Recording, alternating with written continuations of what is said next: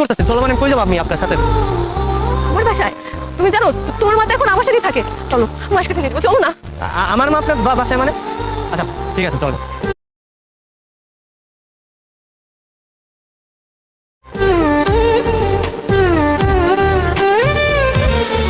এই যে নিন, টাকাটা কিন্তু ঠিকই এসে দিয়ে যাবেন, মনে থাকবে তো? হ্যাঁ মনে থাকবে। এই যে শুনুন,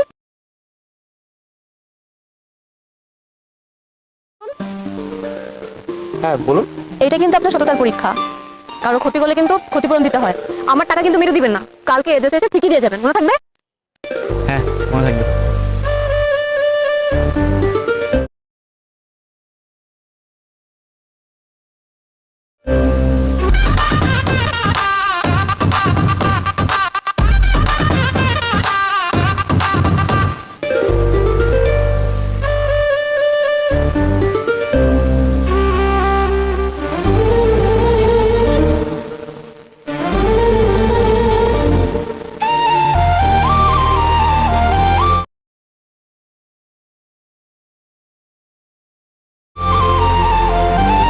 এই কি আপনি এখানে?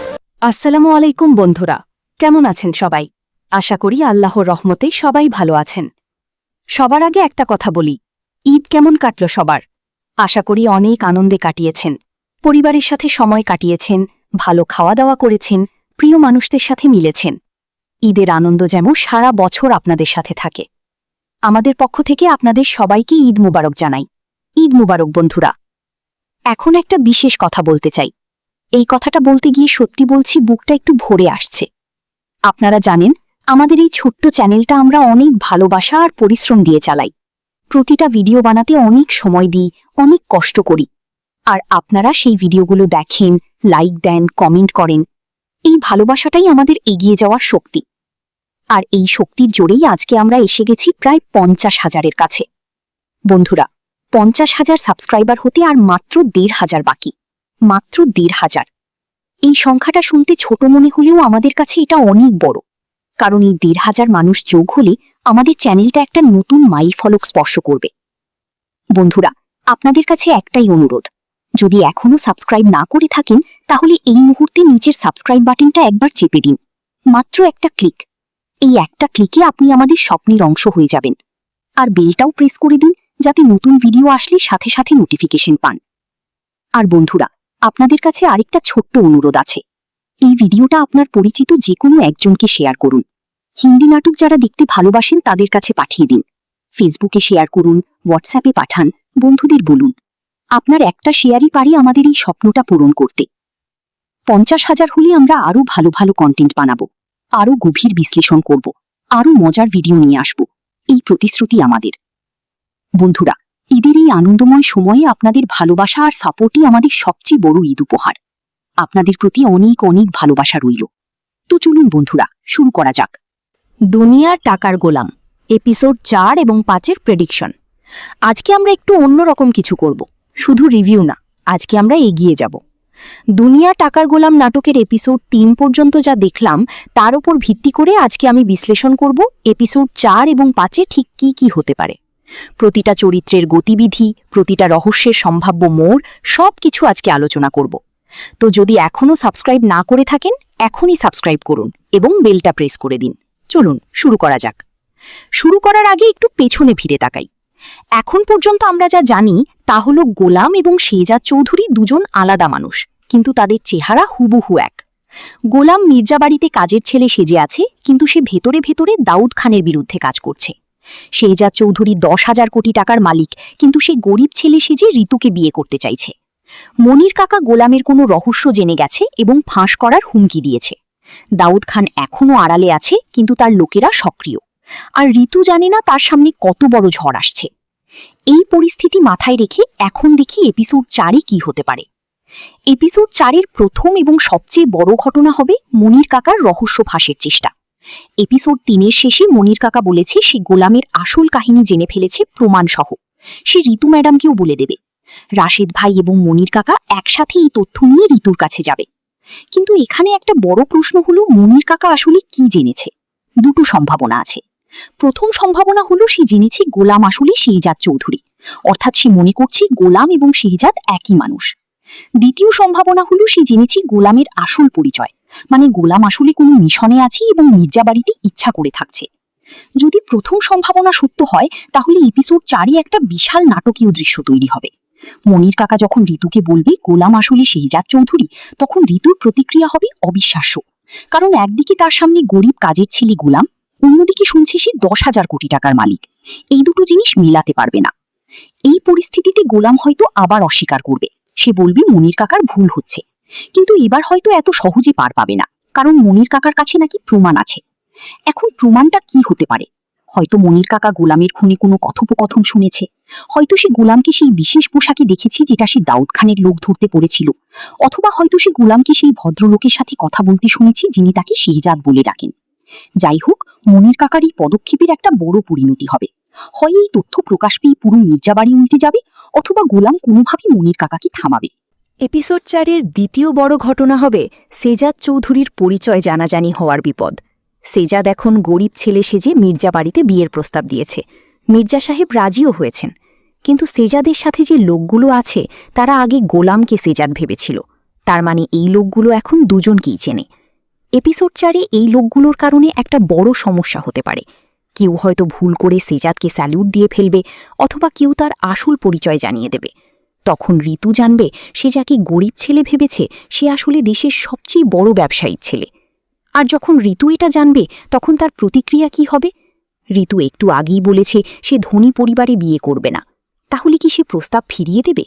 হয়তো, কিন্তু হয়তো ততক্ষণে তার মনে শেহজাদের প্রতি একটু অনুভূতি তৈরি হয়ে গেছে। তখন এই দ্বন্দ্বটাই হবে নাটকের সবচেয়ে আকর্ষণীয় অংশ।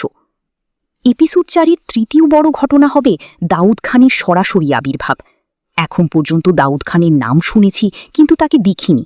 গোলাম দাউদ খানের লোকদের ধরার মিশনে নামছে, তার মানে একটা সংঘর্ষ আসন্ন।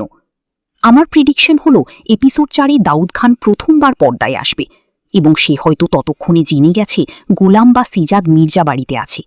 তখন সে সরাসরি আক্রমণ করবে কিনা সেটাই দেখার বিষয়। দাউদ খান একটা চতুর মানুষ, সে হয়তো সরাসরি আসবে না, বরং সে হয়তো নিশি বা রাশিদকে ব্যবহার করবে। কারণ নিশি এবং রাশিদও গোলামের বিরুদ্ধে, তাদের স্বার্থ এক জায়গায় মিলছে। আর যখন দাউদ খান আর নিশি একসাথে ষড়যন্ত্র করবে তখন গোলামের জন্য পরিস্থিতি সত্যিই কঠিন হয়ে যাবে। এপিসোড 4-এর চতুর্থ গুরুত্বপূর্ণ ঘটনা হবে প্রিয়ার মায়ের পদক্ষেপ। প্রিয়ার মা গোলামকে চিনেছেন, তিনি জানেন গোলাম তার স্বামী। তিনি কি চুপ থাকবেন? না, তিনি হয়তো মির্জা বাড়িতে আসবেন, সরাসরি গোলামের সামনে দাঁড়াবেন এবং বলবেন তুমি আমার স্বামী। এই দৃশ্যটা যখন হবে তখন ঋতু সামনে থাকতে পারে, আর তখন ঋতুর প্রতিক্রিয়াটা হবে অবিশ্বাস্য। কারণ একদিকে তার নামে মাত্র স্বামী গোলাম, অন্যদিকে একজন মহিলা এসে বলছেন গোলাম তার স্বামী। এই পরিস্থিতিতে ঋতু কি করবে সেটাই দেখার বিষয়। এপিসোড 4-এর পঞ্চম গুরুত্বপূর্ণ দিক হবে মির্জা সাহেবের পরিস্থিতি। মির্জা সাহেব এখন দুটো সিদ্ধান্তের মাঝে আছেন। একদিকে গোলামের প্রতি তার আস্থা, অন্যদিকে নতুন বিয়ের প্রস্তাব, মানে শেহজাদের প্রস্তাব। এই দুটো জিনিস একসাথে চলতে পারে না। তার মানে এপিসোড 4-এ মির্জা সাহেব একটা কঠিন সিদ্ধান্তের মুখে পড়বেন। নিশি হয়তো এই সুযোগ নেবে, সে মির্জা সাহেবকে বলবে এখন ঋতুর নতুন বিয়ের ব্যবস্থা করুন, গোলামের সাথে সম্পর্ক শেষ করুন। আর মির্জা সাহেব হয়তো একটু দোটানায় পড়বেন। এখন আসি এপিসোড 4-এর সবচেয়ে চমকের মুহূর্তে। আমার প্রেডিকশন হল এপিসোড 4-এর শেষ দৃশ্যে গোলাম এবং শেহজাদ প্রথমবার মুখোমুখি হবে। এই দৃশ্যটা এই নাটকের সবচেয়ে বড় মুহূর্ত হবে। দুজন মানুষ একই চেহারার, একে অপরের দিকে তাকিয়ে আছে, দর্শক হাঁ করে দেখবে। এই মুহূর্তে অনেক প্রশ্নের উত্তর মিলবে। গোলাম কি শেহজাদকে চেনে? শেহজাদ কি গোলামকে চেনে? তারা কি আগে কোনোদিন দেখা করেছে? তাদের মধ্যে কোনো যোগসূত্র আছে কিনা সেটা এপিসোড 4-এই হয়তো বেরিয়ে আসবে। এখন আসি এপিসোড 5-এর প্রেডিকশানে। এপিসোড 5 হবে এই নাটকের টার্নিং পয়েন্ট। এখন পর্যন্ত যত রহস্য জমেছে তার বেশিরভাগের সমাধান এপিসোড 5-এ আসতে শুরু করবে। এপিসোড 5-এর প্রথম বড় ঘটনা হবে গোলামের আসল পরিচয় প্রকাশ। এতদিন গোলাম নিজেকে সাধারণ কাজের ছেলে হিসাবে পরিচয় দিয়ে আসছে, কিন্তু এপিসোড 5-এ হয়তো এমন একটা পরিস্থিতি তৈরি হবে যেখানে সে আর নিজেকে আড়াল করতে পারবে না। হয়তো দাউদ খানের লোকেরা সরাসরি আক্রমণ করবে। সেই পরিস্থিতিতে গোলামকে তার আসল ক্ষমতা দেখাতে হবে। একজন কাজের ছেলে কখনো সেভাবে লড়াই করতে পারে না যেভাবে গোলাম পারে। তখন সবার সামনে স্পষ্ট হয়ে যাবে গোলাম আসলে সে না যে মনে করা হচ্ছে। এপিসোড 5-এর দ্বিতীয় বড় ঘটনা হবে ঋতুর মোড়ের পরিবর্তন। এতদিন ঋতু গোলামকে শুধু কাজের ছেলে হিসাবে দেখেছে, তাকে অপমান করেছে, কিন্তু ধীরে ধীরে সে বুঝতে পারছে এই মানুষটা আসলে অনেক বড় কিছু। এপিসোড 5-এ হয়তো গোলাম এমন কিছু করবে যেটা ঋতুর মন পুরোপুরি বদলে দেবে। হয়তো বিপদের মুহূর্তে গোলাম ঋতুকে বাঁচাবে, হয়তো ঋতু জানতে পারবে গোলাম তার পরিবারকে রক্ষা করছিল। এই মুহূর্তে ঋতুর মনে গোলামের প্রতি যে অনুভূতি তৈরি হবে সেটাই হবে এই নাটকের প্রেমের গল্পের আসল শুরু। এপিসোড 5-এর তৃতীয় বড় ঘটনা হবে দাউদ খান এবং গোলামের সরাসরি মোকাবিলা। গোলাম দাউদ খানের বিরুদ্ধে কাজ করছে, দাউদ খান তাকে খুঁজছে। এপিসোড 5-এ এই দুজনের সামনাসামনি দেখা হওয়ার সম্ভাবনা অনেক বেশি। এই মোকাবিলায় অনেক কিছু বেরিয়ে আসবে।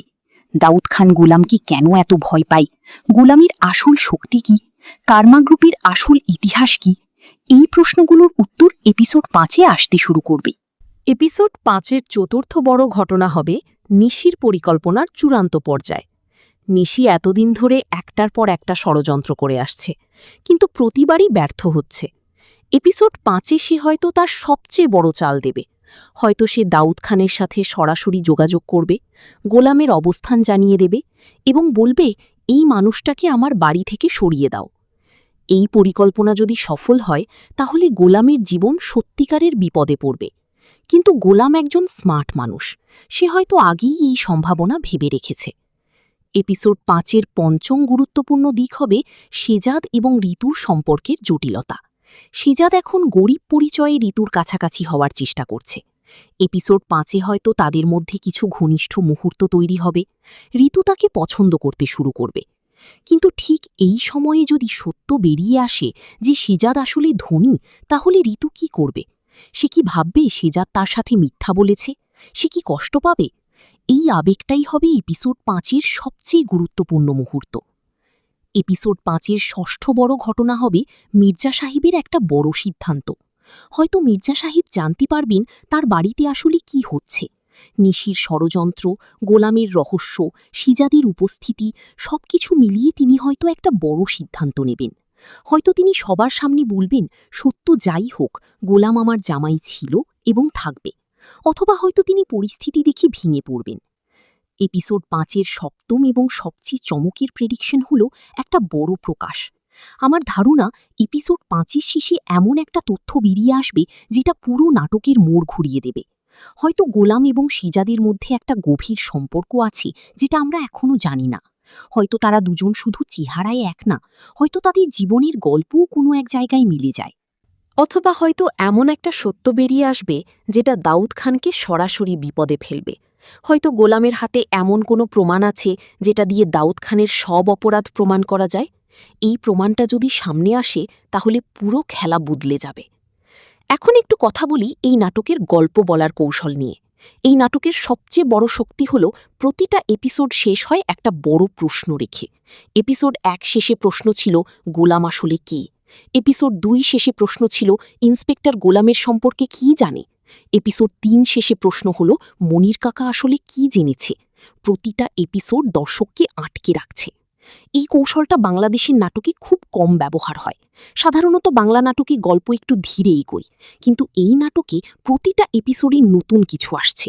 এটাই এই নাটককে অন্যদের থেকে আলাদা করেছে।